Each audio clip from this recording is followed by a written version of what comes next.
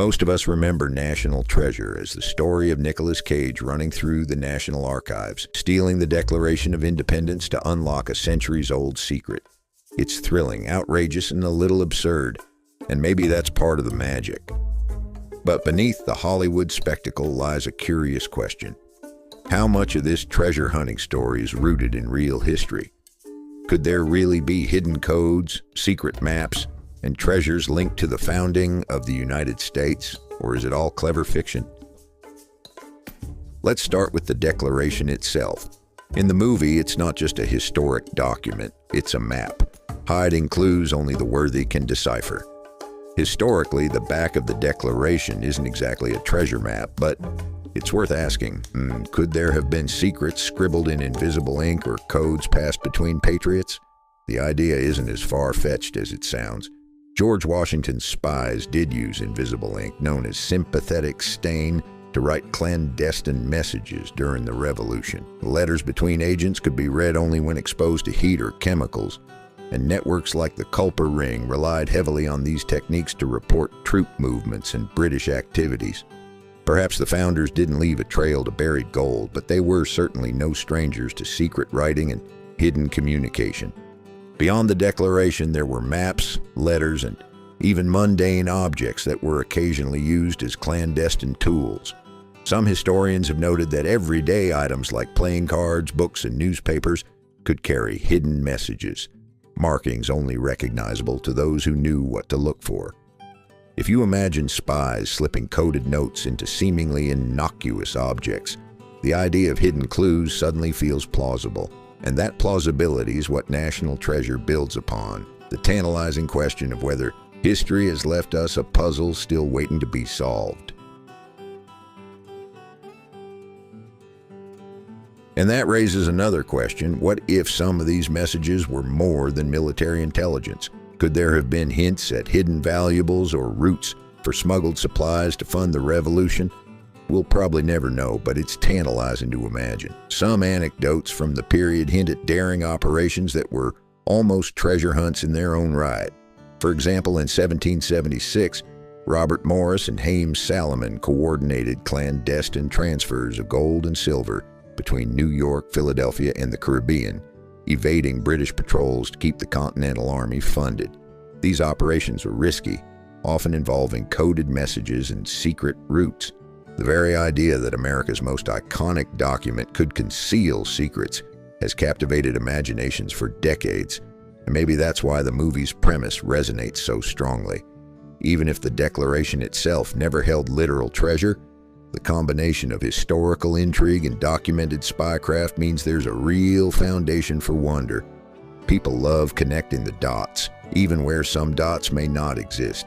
And in this case, the dots themselves are historically plausible, which makes imagining them being part of a hidden treasure hunt irresistible.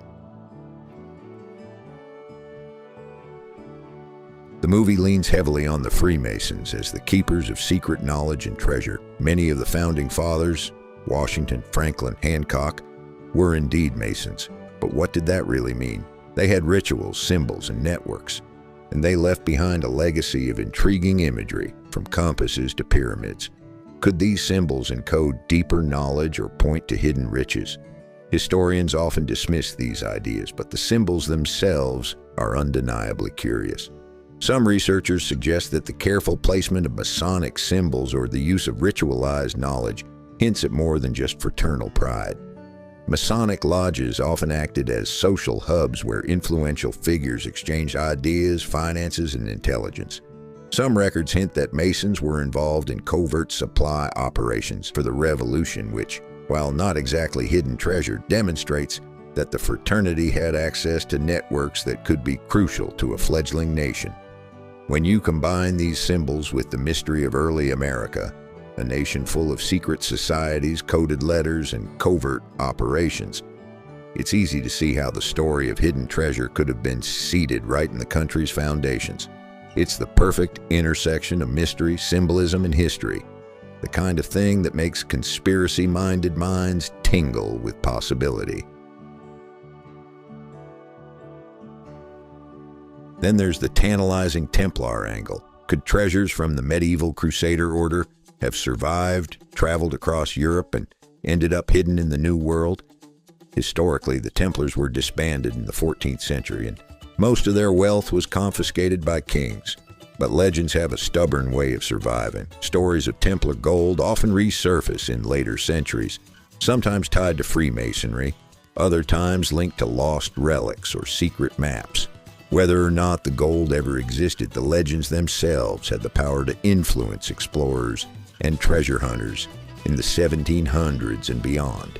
By the time the American Revolution rolled around, rumors of hidden riches, secret orders, and coded instructions had permeated popular imagination.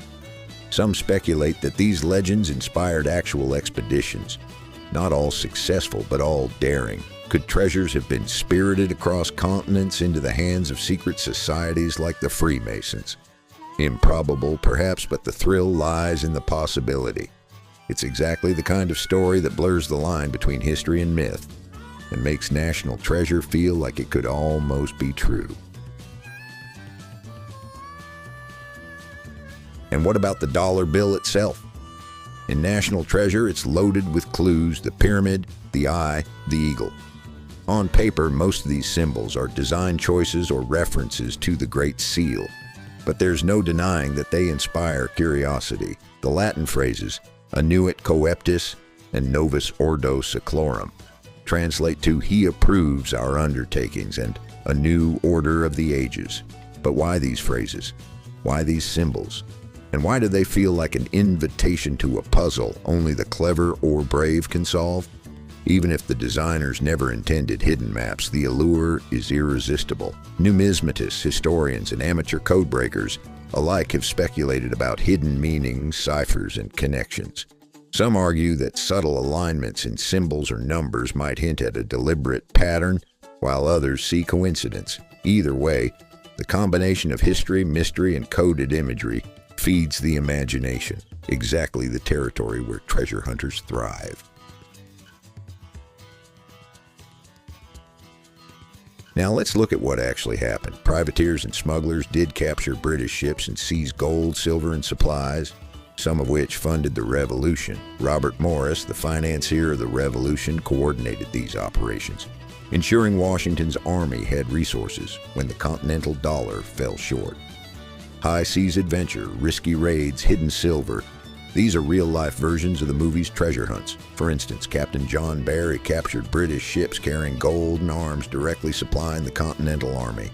Similarly, privateers patrolled Chesapeake Bay, intercepting supply ships and bringing back food, gunpowder, and money. Every successful haul could sustain an army. Every failure risked famine and mutiny. These high-stakes operations mirror the thrill and danger that National Treasure dramatizes, grounding the movie's fantasy in historical reality.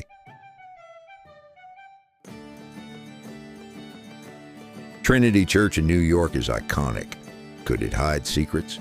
While there's no verified vault beneath its foundations, historical churches often had crypts, storage rooms, and hidden compartments. Some legends suggest secret passageways or buried caches existed, and it's not impossible that small treasures could have been hidden by sympathetic patriots or church officials. Alexander Hamilton's buried there, Washington prayed there, and the church has been a witness to centuries of history. That combination of historical significance and plausible secret spaces makes it the perfect candidate for treasure lore. Even if the actual treasure is fictional, imagining hidden compartments beneath the pews or crypts adds a tangible, thrilling dimension to historical exploration.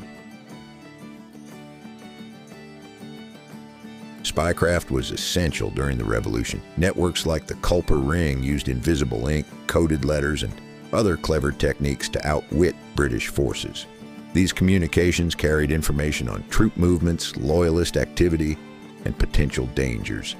Could some of these communications have hinted at treasure, smuggling routes, or hidden caches? Possibly. The overlap between espionage and hidden wealth is historically documented. Certain shipments of silver, arms, or provisions had to be kept secret from the enemy. Some messages could have carried instructions to move these goods covertly. The thrill of possibility lingers. Some secrets may remain undiscovered to this day, fueling both imagination and speculation. Why do these legends endure? Humans are naturally curious. We're drawn to stories of hidden gold, secret societies, and clever adventurers. America's founding myths, lost treasure, coded symbols, and daring spies, combine danger, intellect, and the allure of the unknown. From the Oak Island mystery to the Beale ciphers, people love to follow trails that might lead to hidden fortune. Treasure stories persist because they speak to adventure, intellect, and the hope of discovery. Movies like National Treasure tap into this cultural fascination, updating centuries-old legends with Hollywood spectacle, but the underlying thrill is timeless. The fascination with hidden clues isn't just in documents or dollar bills. Some historians and enthusiasts point to architecture, monuments, and city layouts. Could certain buildings, streets, or public squares contain intentional symbols or alignments left by the Founding Fathers? While mainstream scholarship is skeptical, the alignment of some colonial-era churches, government buildings, and Masonic lodges along specific sightlines or axes has fueled speculation. For example, some theorists suggest that old colonial maps show patterns or geometric alignments that could hint at safe routes for smuggling, secret meeting places, or even treasure zones. Even if these alignments are coincidental, they spark the imagination and invited exploration, just like a real-life puzzle that might or might not have an answer.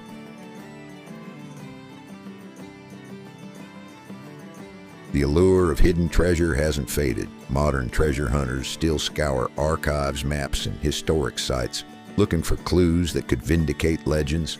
Some follow coded letters, others analyze architectural oddities, and a few chase rumors of caches linked to Revolutionary-era gold or supplies. The appeal is partly intellectual, a test of deduction, logic, and historical research, and partly emotional, the dream of uncovering something long lost, a connection to the past that feels immediate and personal. Even if they never find literal treasure, their investigations preserve history in unique ways, inspiring renewed interest in the Revolution, espionage, and the audacity of those who risked everything centuries ago. In the end, National Treasure might not be a documentary, but it does tap into something very real. The sense that history hides secrets, and that maybe, just maybe, the past left behind clues waiting to be uncovered. Sure, there's no definitive proof of a map on the back of the Declaration of Independence or of a hidden vault beneath Trinity Church stacked with gold, but at the same time, history is full of strange gaps, missing records, and whispered rumors that never quite go away. What we do know is that the Founding Fathers were fascinated by secrecy, symbols, and grand ideas that stretched far beyond politics. They met in secret lodges, used coded correspondence, and built a nation out of bold risks. Whether or not they left behind a treasure map, they certainly left behind a legacy that continues to spark curiosity. And maybe that's the real treasure, not just gold or jewels buried underground, but the enduring sense of mystery, the possibility that there's always more to the story than what we've been told. So the next time you hear about Freemasons, hidden vaults, or secret societies, maybe don't just shrug it off, because if history has taught us anything, it's that some of the wildest tales start with just a kernel of truth. Golden guns, golden guns. Thank you for watching Golden Guns. Please like and subscribe.